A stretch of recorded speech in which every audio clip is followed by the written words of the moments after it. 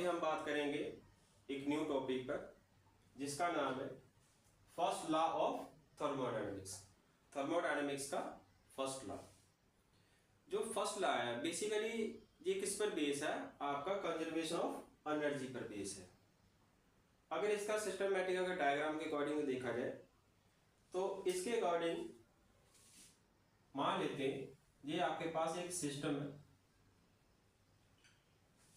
अगर इस सिस्टम को आप हीट सप्लाई करोगे, मान लो डी क्यू क्या आपका हीट सप्लाई। अगर इस सिस्टम को आप हीट सप्लाई करोगे तो ये सिस्टम क्या करेगा? आपको वर्क डन करके देगा।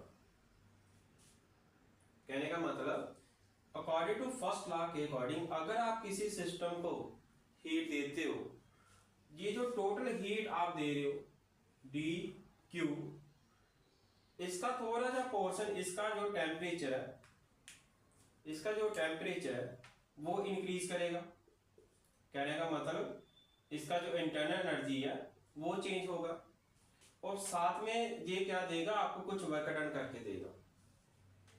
कहने का मतलब जो टोटल हीट होगी वो किसके इक्वल टू होगा? D Q equal to change in internal energy plus work done. ये आपको किसने बताया था? फर्स्ट लॉ ने बताया था। अगर इसका एक एग्जांपल के अकॉर्डिंग में बात करें, मान लेते हैं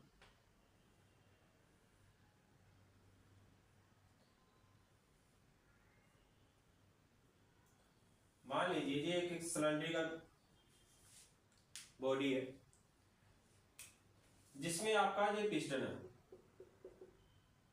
जहां पर अब गैस रखा हुआ है। इस सिस्टम को आपने हीट सप्लाई किया डी क्यू। ये जितना भी आप हीट सप्लाई कर रहे हो इस गैस को, ये क्या करेगा? एट कांस्टेंट प्रेशर पर दे रहे हो।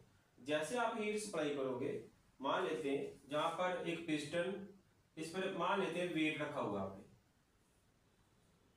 और जैसे आप इस सिस्टम को हीट दोगे तो गैस क्या करेगा? एक्सपैंड होगा। और जैसे एक्सपैंड होगा तो ये पिस्टन कहां जाएगा? ऊपर जाएगा। मान लेते हैं पिस्टन आपका यहां आया,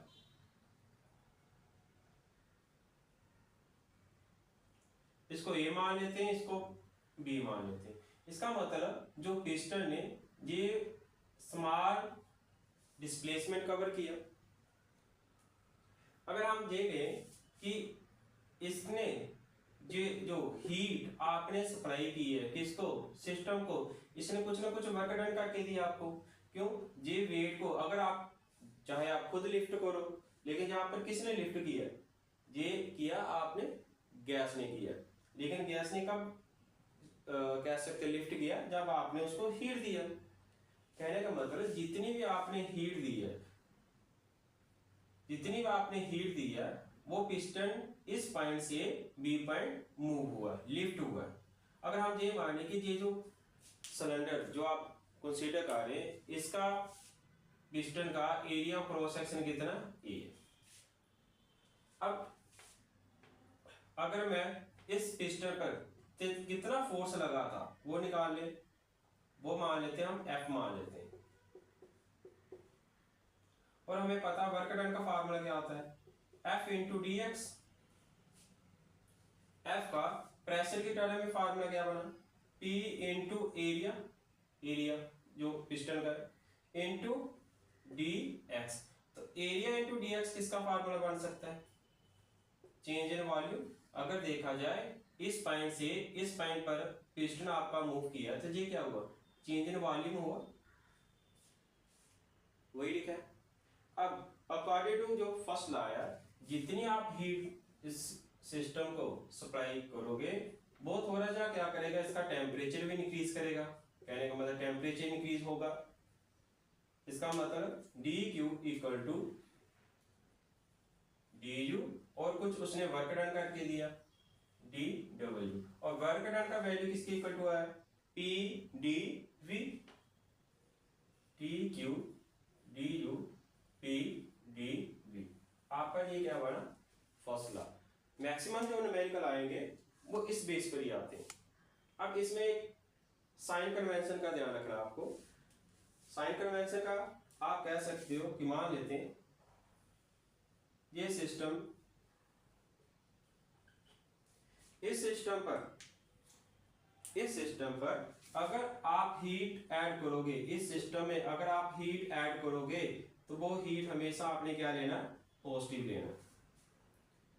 अगर इस सिस्टम से हीट रिलीज हो रही है या कह सकते हो बाहर निकल रही है तो उसको आप हमेशा नेगेटिव लोगे। सेम ऐसे ही अगर इस सिस्टम पर आप कुछ वर्क डन कर रहे हो तो वो हमेशा क्या लोगे, आप नेगेटिव लोगे। अगर सिस्टम आपको वर्क डन करके दे रहा है तो वो क्या लेना, आपने पॉजिटिव लेना। ये जितने भी साइन कन्वेंशन है ये सीधा सीधा कहां पर अप्लाई होंगे, इस न्यूमेरिकल पोर्शन में, इस इक्वेशन में अप्लाई होंगे, फर्स्ट लॉ के इक्वेशन में। और एक बात हो, अगर टेम्परेचर इंक्रीज होता है, अगर टेम्परेचर इंक्रीज होगा तो जो आपका इंटरनल एनर्जी है डी यू वो भी इंक्रीज होगी। अगर टेम्परेचर डिक्रीज होगा तो आपका जो इंटरनल एनर्जी है वो डिक्रीज होगी, क्योंकि हमें पता है इंटरनल एनर्जी किसका फंक्शन होता है, टेम्परेचर का, U डायरेक्टली प्रोपोर्शनल टेम्परेचर। तो फर्स्ट लॉ का जो मेन जिस पर न्यूमेरिकल आएंगे वो आपको ये वाली इक्वेशन को याद रखना, और ये साइन कन्वेंशन के, इसके अकॉर्डिंग बहुत सारे न्यूमेरिकल आपके सोल्व होंगे। Thank you.